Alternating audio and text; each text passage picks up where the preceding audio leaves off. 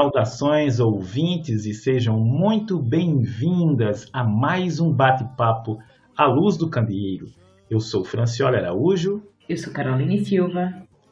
E hoje vamos dar início a uma série de episódios, não necessariamente sequenciais, sobre metodologia e escrita científica. Nesse primeiro episódio, vamos falar um pouco sobre os periódicos científicos.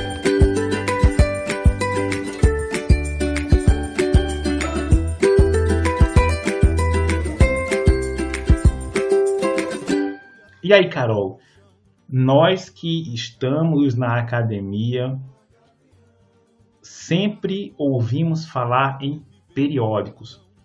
E hoje, muitas pessoas que não estão na academia também têm ouvido falar muito sobre os periódicos, principalmente em função da Covid e do que eles têm falado sobre as publicações científicas, publicações as principais publicações sobre a Covid. E eu lhe pergunto, você sabe o que é um periódico? Então, de fato, nós começamos a escutar com mais frequência a palavra periódicos. Busque um periódico, e baixe um artigo para ler. Então, eu vou explicar em linhas gerais mais ou menos o que eu entendo, e daí você que é mais filósofo, mais histórico, vai explicar pra gente o início de tudo, que eu acho que fica bacana, Eu sou mais recente, eu não vou saber. Então vamos. Você quis dizer que eu sou um dinossauro? De forma alguma, cadê Vitória aqui? Então, segundo a BNT, os periódicos são um dos tipos de publicações seriadas, que se apresentam sob a forma de revista, boletim, anuário, pode ser cartas também, que são as cover letters, entre outras formas, que são bem diversificadas. Esse material ele é editado em fascículos com a designação numérica ou cronológica. Pode ser ou cronológica, porque depende muito do período que você vai escolher. Intervalos prefixados, que são periodicidade, por tempo indeterminado, com colaboração. Então, em geral, são diversas pessoas que se reúnem, são grupos de pesquisas que se reúnem, e as colaborações é porque não necessariamente são pesquisadores do mesmo lugar, eles podendo estar em locais diferentes, compartilham das mesmas pesquisas e encontram resultados que vão beneficiar e melhorar aquele artigo que vai ser publicado, e dentro de uma política editorial bem definida, e que é o objeto do número internacional normatizado, que, entre parênteses, você vai escutar muito falar sobre o ISSN. Então, agora, Franciola, depois dessa explanação bem geralzona mesmo, vamos lá, manda a história daí pra gente. Mas a gente precisa gastar o inglês, hein? Então, para quem não sabe, quando você tem uma publicação seriada e tem esse número ISSN, esse número do ISSN, que é o International Standard Serial Number, que é uma sigla em inglês para Número Internacional Normalizado para Publicações Seriadas. Esse é um código que é aceito internacionalmente para individualizar o título de uma publicação seriada. Como assim, você pode perguntar? Você imagina que eu posso ter duas revistas científicas, ou duas revistas, ou duas publicações com o mesmo título. Mas o que vai diferenciar essas publicações é o ISSN. Então, você pode ter um mesmo título com números de ISSN diferentes, e aí essa classificação ela pode levar você para assuntos diferentes, por exemplo. E quando a gente vem falando em periódico, esse advento desses periódicos científicos, eles não eram a forma como era feito nos primórdios, quando as pessoas começaram a entrar em contato com as outras para divulgar os seus trabalhos, para trocar ideias. E antes do aparecimento desses periódicos, a comunicação entre essas pessoas eruditas ela se fazia por meio de contatos pessoais, cartas e livros. Os livros ainda são muito comuns hoje em dia, mas as cartas, bem, eu acho que essas caíram em desuso. Mas, Carol, você sabe como foi que tudo isso começou? Como que essa história de periódico científico começou? Então, não, né? Quando eu cheguei já estava tudo pronto e eu só aceitei. E nunca fui buscar, para ser bem sincera, o início, né? De onde foi que começou. E eu fiquei curiosa, né? Porque eu assisti, eu não vou mentir, né? Para quem está nos ouvindo, o documentário, né? Sobre Marie Curie. Porque já antes dela, na verdade, desde lá, minto eu, desde a época da Lavoisier, que já tinha publicações de artigos científicos, e eu, pô, então deve ter começado um pouquinho antes, mas eu nunca busquei. Pois é realmente muito curioso, porque hoje nós temos, dentro das universidades, nós podemos acessar bases de conhecimento onde você tem uma quantidade enorme de periódicos científicos.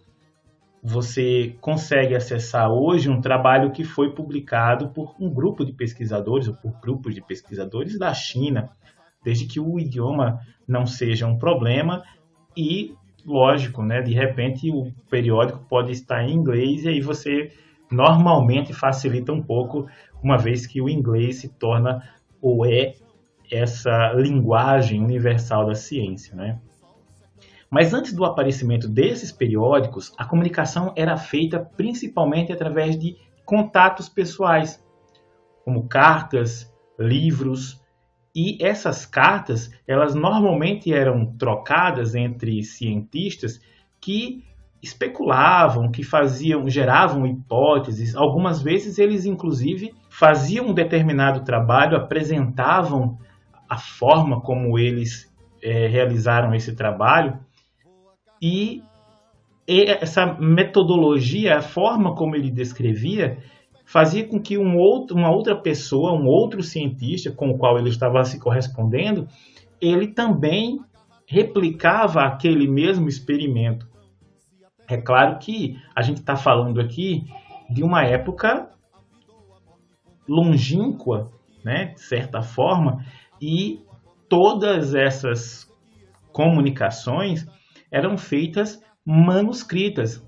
Então, o contato pessoal, quando você estava numa mesma universidade, normalmente, onde você estava no mesmo ambiente, as cartas, os livros, também manuscritos, e tudo isso dificultava um pouco toda essa comunicação.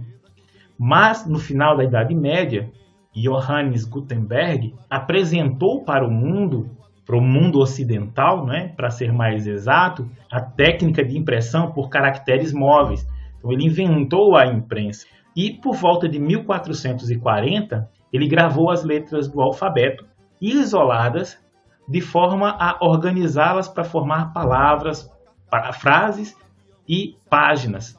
E em meados dessa mesma década, ele imprimiu a Bíblia, que ficou conhecida como Bíblia de Gutenberg ou Bíblia de Mogúncia, a cidade da Alemanha onde ela foi impressa.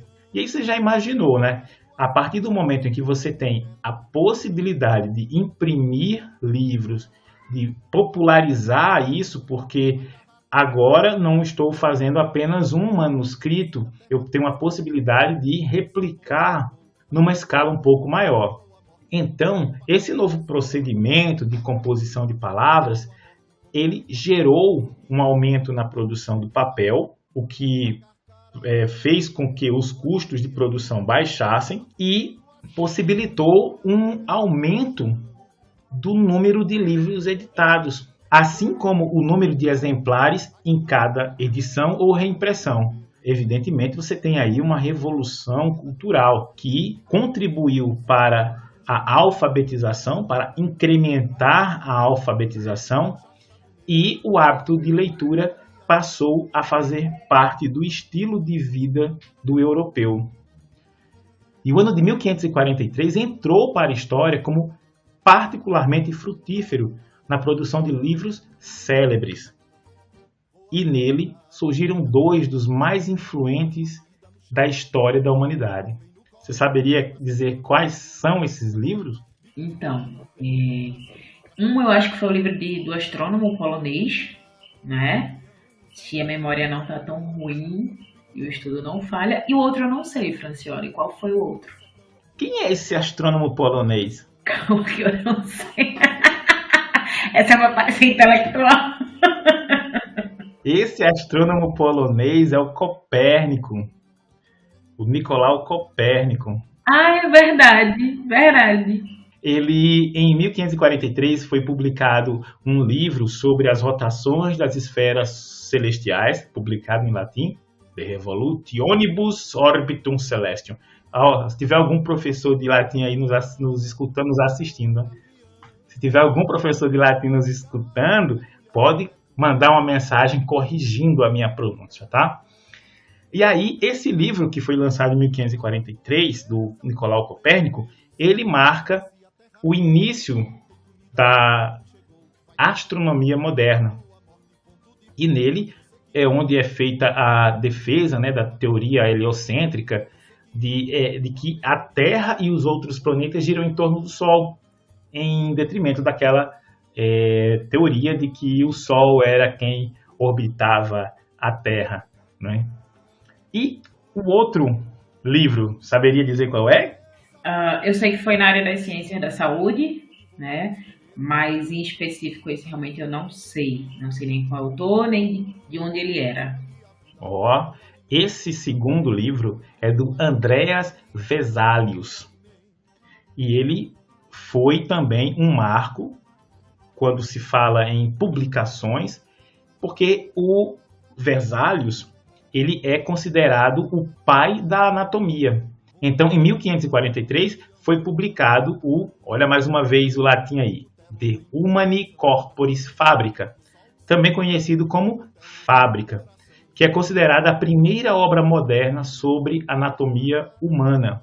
Então, Francioli, depois que tu falou aí do primeiro, do segundo, acho que falta alguém, né? Da mineração aí que tu sempre fala, não teve nada não, assim, um pouquinho atrás. E aí, só para você ter uma ideia, né, como foi esse período foi importante. Quase um pouquinho mais de uma década depois, em 1556, foi publicado o De Re Metallica, do Georgius Agricola, que é considerado o primeiro tratado sobre mineração.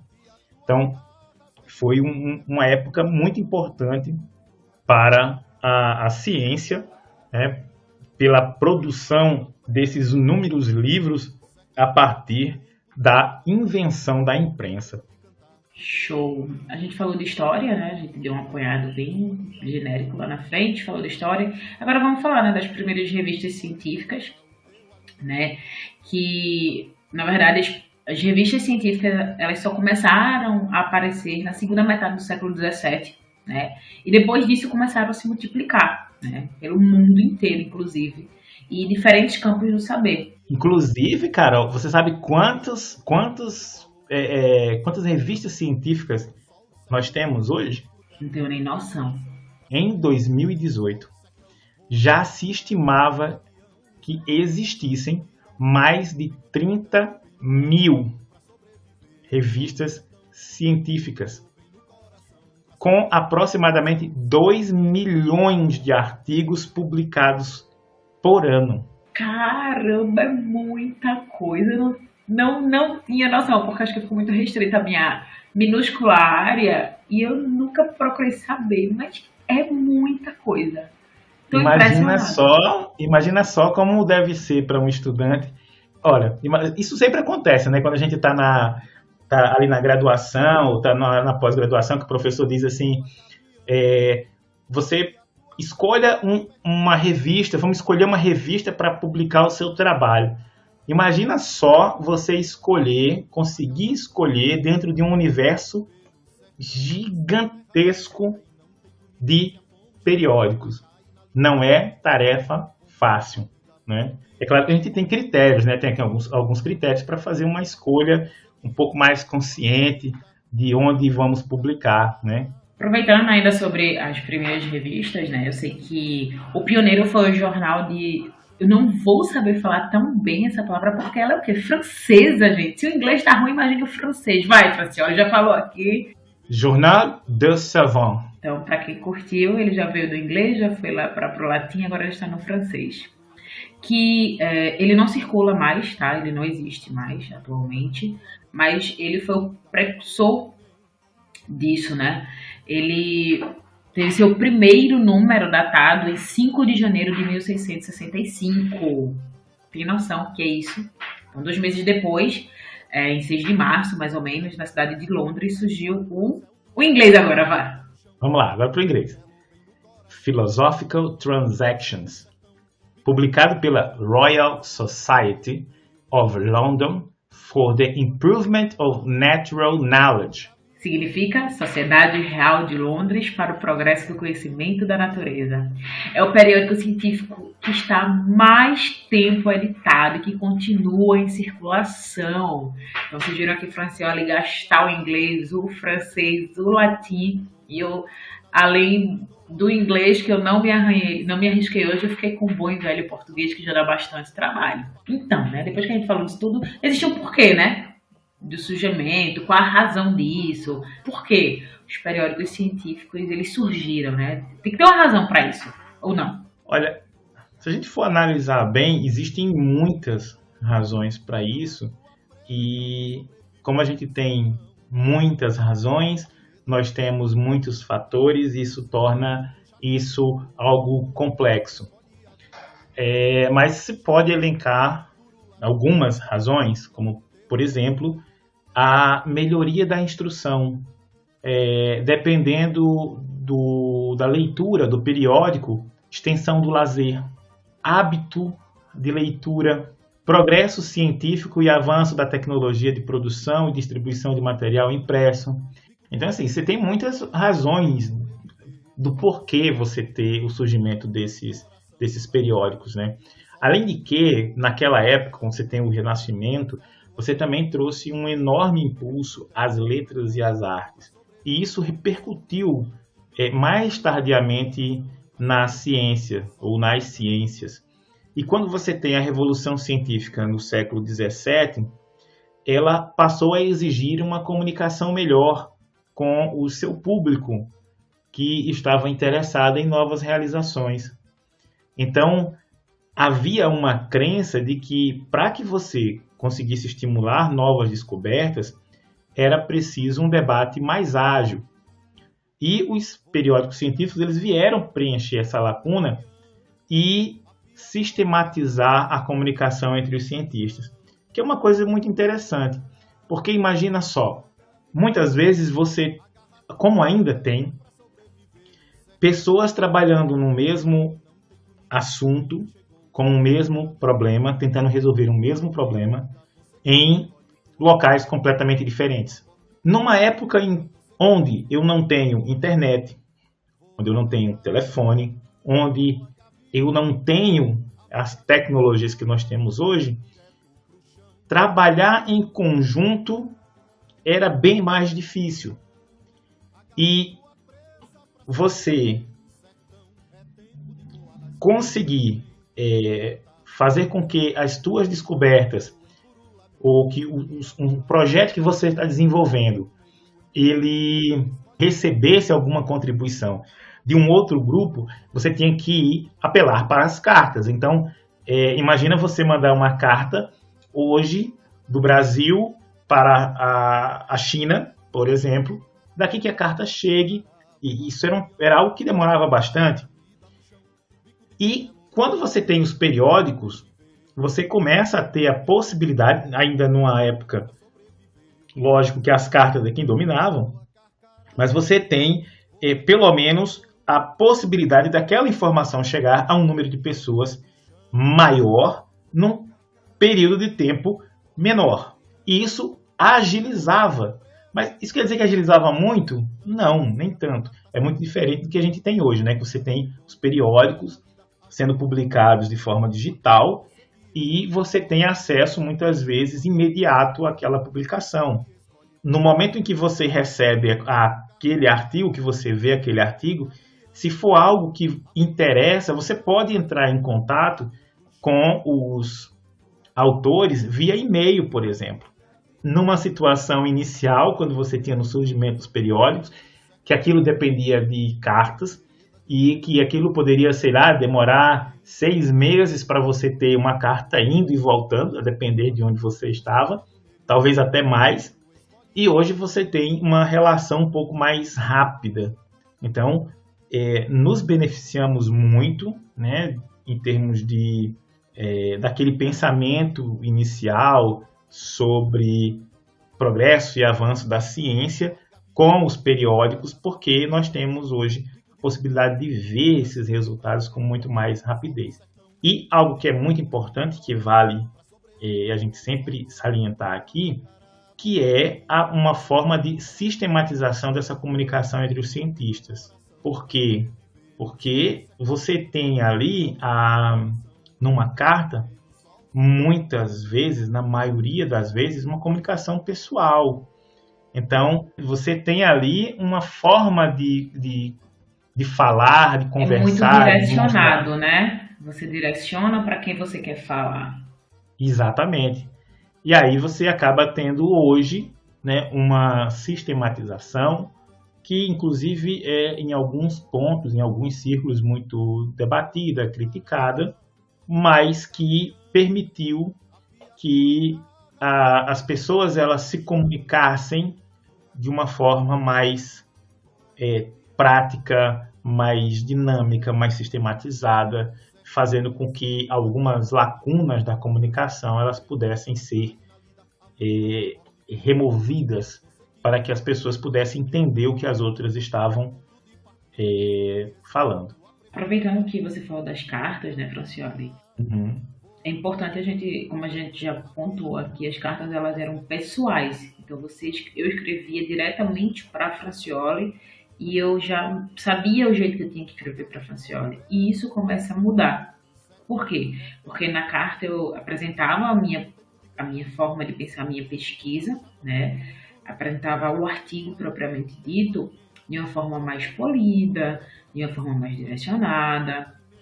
E os autores também, né, relatavam as suas observações e respondiam outras cartas, porque é como se fosse um e-mail muito pontual com a dúvida do que eu li sobre aquele artigo. Então eu mandava e era respondido da mesma forma, porque aquela pessoa estava direcionando para mim, né? Então vários temas eles podiam ser tratados simultaneamente com pessoas diferentes, né? E isso foram durante os 2 séculos seguintes. A situação ela começou a mudar, né? Quando as cartas concentradas no autor substituídas por artigos impessoais, porque daí agora você não respondia várias dúvidas para várias pessoas diferentes, né? De repente você já tinha respondido aquela dúvida para outra pessoa, não é verdade? E estava respondendo a mesma dúvida para uma outra pessoa que te mandou a carta com a mesma pergunta.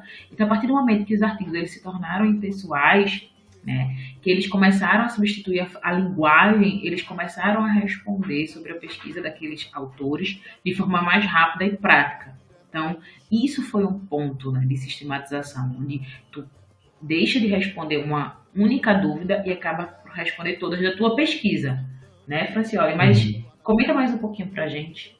E aí, isso evidentemente, ele teve um ponto de partida, né? Que ponto de partida foi esse? Quando o Louis Pasteur ele estava fazendo os seus estudos junto a outros brilhantes microbiologistas, eles sistematizaram uma forma de descrever a investigação que eles estavam fazendo e publicaram esses textos. E o que trouxe de benefício essa sistematização? Quando a gente descreve um experimento e não detalha esse experimento de uma forma que ele possa ser replicado, normalmente aquilo ele vai ficar ali como uma história, às vezes, de pescador, né? Verdade, sem comprovação científica. Sem comprovação científica. Eu estou dizendo que eu fiz, isso inclusive tem sido um outro tema de muito debate na comunidade científica, porque eu mesmo já peguei diversos artigos, tentei replicar a metodologia e não dava certo. Isso já aconteceu com você, né? Sim, acho que com todo mundo, né? Acho que todo mundo já passou por isso. Porque muitas vezes a forma como o experimento está descrito, ele omite algumas vezes, na melhor das hipóteses, ele omite alguma coisa, né? É o pulo do gato. O pulo do gato. E, às vezes, na pior das hipóteses, isso já aconteceu muito, ele fabrica dados. Ele descreveu muito bem, mas ele acabou fabricando dados. Isso também é o que acontece, que tem acontecido muito, e que em muitas revistas a gente teve até recente, coisa de 2 anos, e vem acontecendo ainda, a retirada de diversos artigos dos periódicos, justamente porque eles falharam em algum ponto. O mais recente que temos é com relação a artigos publicados durante a pandemia, em relação aos tratamentos, à medicação. Tiveram 2 artigos que foram removidos, ou seja, retratados. E era uma revista de fator de impacto, que vamos falar no próximo episódio, que significa isso, altos e bem conhecidos. Então, a preocupação, ela vai existir sempre, né? Uhum. Ela é latente. A gente está falando aí da revista Lancet, né? Exatamente. Bem, então o que foi que o Louis Pasteur e esses outros cientistas, né, eles fizeram? Eles descreveram muito bem essa metodologia que precisava. Que metodologia é essa, né? Eles estavam advogando, na verdade, olha só a palavra bonita. Eles estavam advogando sobre a teoria microbiana.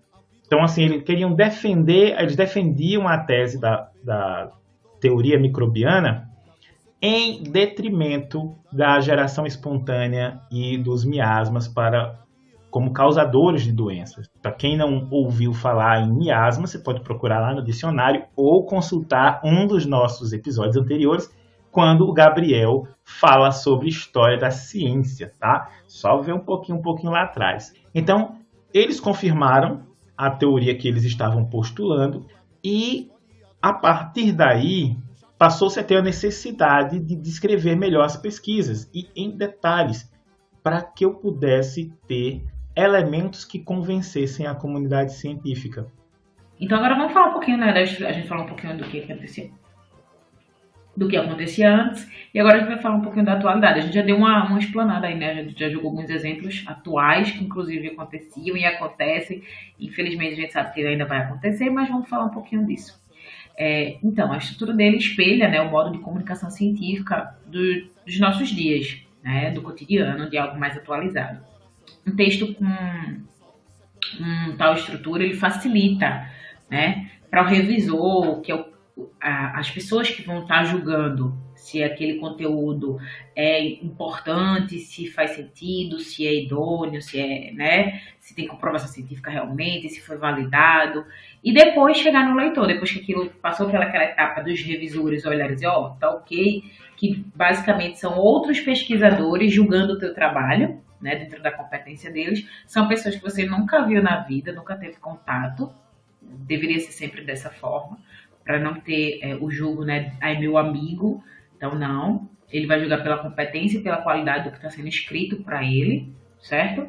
E ele, depois que tudo isso passar, né, eles vão ler de forma mais peculiar, cada um dentro da sua área, da sua maneira e dentro da sua visão, vão dar contribuições importantes para dizer se aquele artigo será aceito para aquela revista ou não, né, que é o mais interessante, até que chegue à comunidade que está esperando por algo novo. Né? Uhum. Então é um longo caminho a ser percorrido.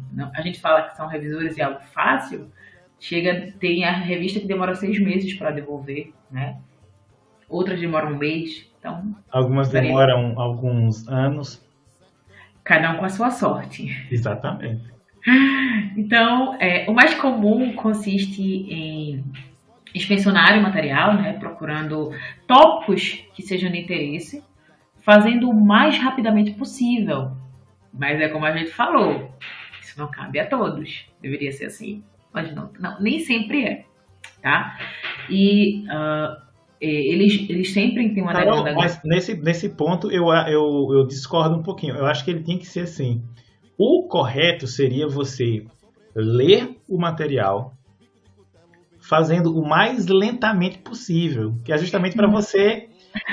Não no questão, não no questão na questão da entrega, Sim, mas na sim. questão de você procurar as minúcias. Sim, sim, porque aí você tem uma estrutura, você tem as subdivisões, você vê a padronização, você vai facilitar a leitura da pessoa que vai receber aquilo, né? Você vai encontrar determinadas informações que podem estar incoerentes, ou coerentes demais, ou que abram espaço para outras demandas, né? Isso porque o leitor, ele espera encontrar tudo naquele lugar.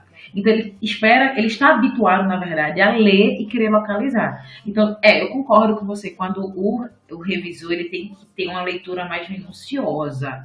Mas não quer dizer que ser minucioso vai ser tão demorado a ponto de fazer o ser humano esperar 6 meses. Não, aí realmente não, né? Então é isso, entendeu? Porque existe uma lógica, né, dentro do texto científico, se você concorda comigo. Sim. A comunicação oral ou escrita, ela tem um começo, ela tem um meio e ela tem um fim. Porque se eu começo uma história, para que você entenda a minha história, eu tenho que falar o início, eu tenho que contextualizar tudo. Eu tenho que falar o início de como se eu bati com o carro.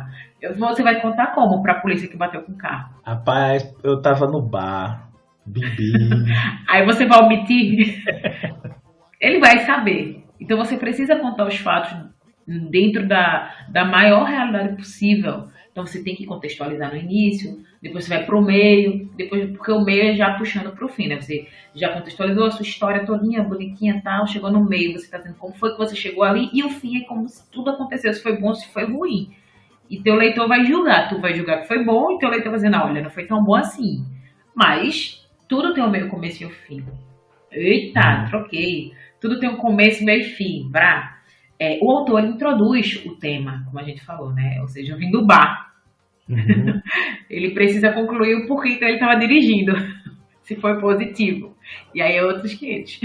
Exatamente. Né? O artigo científico ele é uma redação.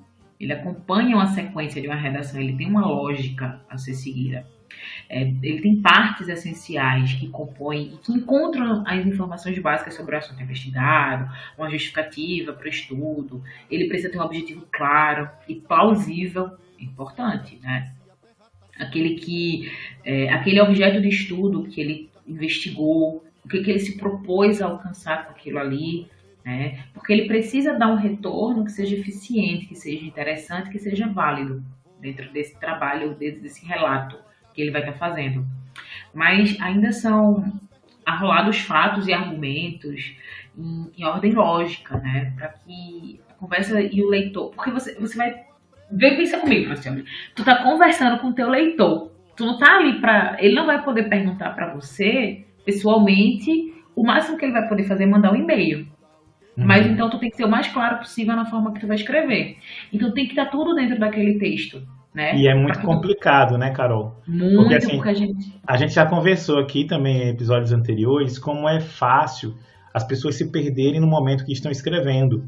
Então, a gente tem aí muitos casos principalmente quando a pessoa está iniciando. Não é que isso seja uma característica exclusiva de quem está começando a escrever artigo. Não, porque quem tem muitos anos também sofre com isso. Mas algumas vezes a gente vai escrever alguma coisa e você escreve de uma forma que aquilo faz sentido para você.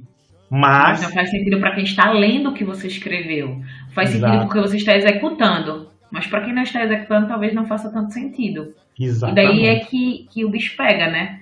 Porque tua conclusão vai ser com base no teu conhecimento. Isso. Na tua percepção, que pode não ser a mesma percepção e a mesma conclusão que o teu leitor chegou, porque o que tu falou e o que tu executou está escrito de forma... está passado para um papel, está transcrito de forma diferente. Mas mesmo assim, você já chegou na conclusão. Mas, às vezes, é a própria contextualização, esse início, né, você dizer o que está acontecendo, como foi que eu cheguei até determinado ponto e que lição eu aprendi, ou o que eu estou concluindo com aquilo... Às vezes essa narrativa toda ela se perde, né? No caso seria o desenvolvimento do trabalho, né? Porque às vezes eu tô querendo explicar uma coisa, eu quero contextualizar alguma coisa, eu quero dar, olha, uma introdução, eu vou introduzir uma... E aí você, às vezes, começa a falar de coisas que não tem absolutamente nada a ver. É daquela viajada que a Vitória fala, né? Exatamente, daquela viajada. Então, é interessante que não é porque...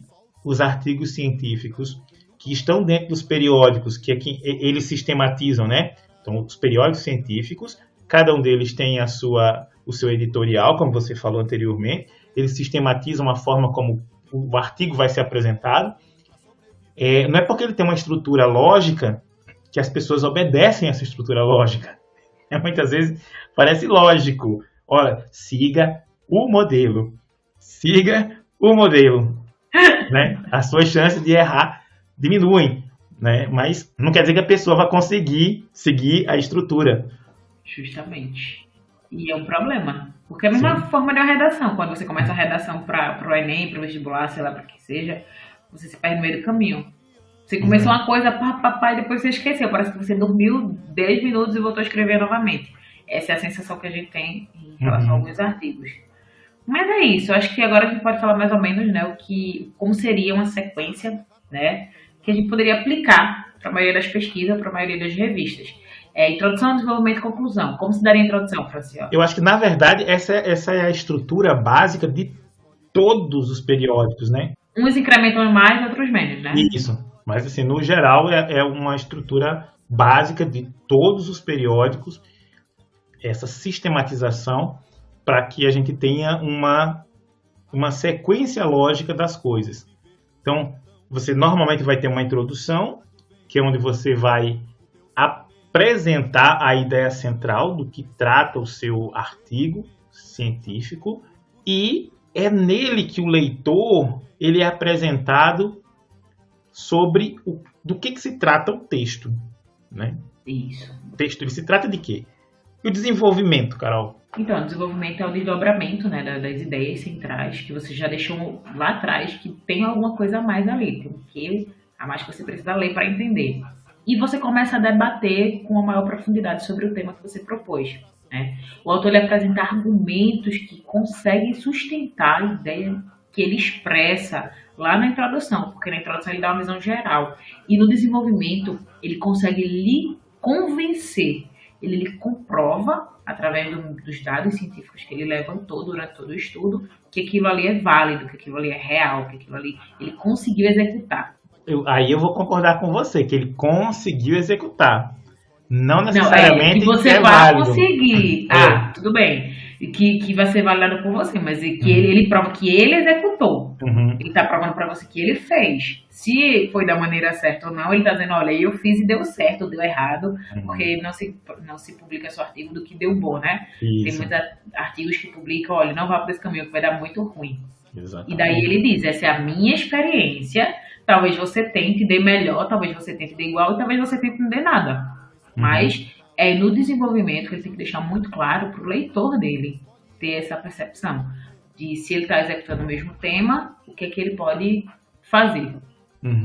E aí é válido lembrar que nesse desenvolvimento é onde a gente vai, se eu vou fazer o desdobramento da ideia central, normalmente é onde eu vou colocar as minhas referências, né? Eu vou apoiar a minha teoria em referências de outros autores. Eu vou debater sobre o tema à luz desses autores. E eu vou, no caso se eu estiver fazendo um artigo onde houve experimentação, onde eu vou descrever como foi feita a experimentação, o que eu usei, como foi que foi feito, e eu vou discutir esses argumentos, né? Comprovando eles ou não, né? Que aí entra muito nesse caso. As pessoas, todo mundo me pergunta. Eu estou no laboratório, as pessoas perguntam, e aí, Francioli, está dando certo? E aí, Francioli, está dando certo? Eu digo, cara, eu não sei. Não sei. Eu estou fazendo. Agora, a gente só sabe o que é dar certo, né? É uma coisa que a gente precisa ver isso, a gente vai discutir isso também em outro episódio. O que é dar certo em experimentação científica, né? Numa experimentação. E depois do desenvolvimento... Sim. A gente vai agora, né, depois que você discutiu isso tudo, que convenceu ou não o seu leitor, você vai concluir, né? Você vai fazer o fechamento do seu trabalho, do seu artigo. Vai dizer qual foi qual foi a percepção do seu grupo de estudo ou seu, né, que às vezes existem pessoas que publicam só, né, trabalhos. Você vai dizer a posição ou alguma solução que você tem encontrado como autor, né? como a Francioli falou, você vai estar apoiado de outros argumentos já apresentados no decorrer do texto. E você pode fazer sugestões de continuidade daquele trabalho, desdobramentos a partir do que você achou.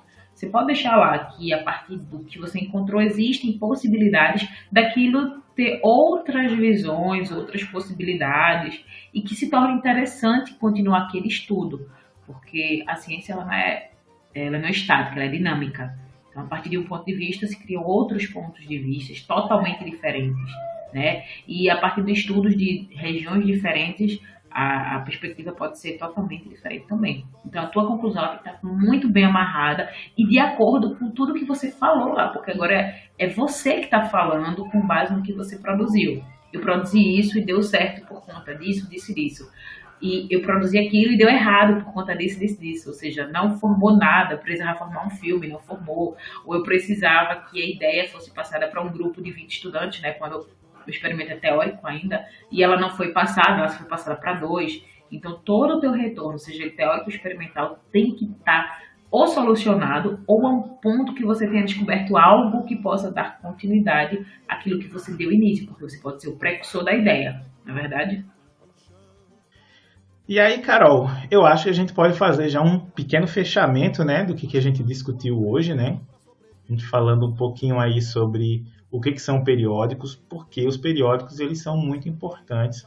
Surgiram impulsionados pela invenção da imprensa e pela necessidade de sistematização da troca de informações que era feita anteriormente entre os eruditos, né, em diversas áreas, que eram feitas especialmente através de cartas. A partir de Louis Pasteur, que fez toda essa revolução ao provar a teoria microbiana em detrimento da geração espontânea dos miasmas, ele, que junto com Robert Koch, desenvolveram essa sistematização para a descrição das pesquisas em detalhes. E isso foi também um marco para esses periódicos que sistematizam a forma que a gente tem de apresentação dos nossos experimentos, né, dos nossos debates, das nossas observações, para que seja mais fácil o leitor entender o que está sendo ali descrito no artigo científico. É isso aí, Francioli. Não tem muito o que fazer, não. Foi um episódio que achei muito legal, porque ele é mais sério, ele é mais enxuto, ele é mais voltado para o que a gente não sabia, de fato, e que a seriedade das revistas e dos periódicos ela tem que ser levada em conta, porque não foi de hoje, foi um trabalho árduo para chegar onde estamos, então a gente tem que manter a qualidade, né? Então, é muito importante que a gente aprenda a história do que a gente está fazendo. Não faça como Carol, que tinha curiosidade e não foi buscar a fundo. Então, hoje você tem a oportunidade de nos ouvir e passar para seus colegas, né? Mesmo que escute na velocidade 2, 3. Então, a gente fica por aqui e em um próximo episódio a gente continua a falar um pouco mais sobre metodologia e escrita científica. Até a próxima, estou esperando todo mundo. Divulguem, nos escutem e o recadinho de hoje, Francioli, porque tem que ter recadinho da noite, né? No meu recado hoje é hashtag. Peraí que eu esqueci a minha hashtag. Lembrei, é porque eu tô orientada. A hashtag de hoje é defendam a ciência. Faça a sua parte. Mais uma vez eu bato na tecla. Hoje você tem conhecimento científico, você não precisa procurar fake news. Procure fontes plausíveis, confiáveis e que tenham responsabilidade em passar o conhecimento, tá? Então é isso. Defenda a ciência. Senão, não seremos nada daqui pra frente. É isso aí, pessoal. Até a próxima. Tchau. Tchau, tchau.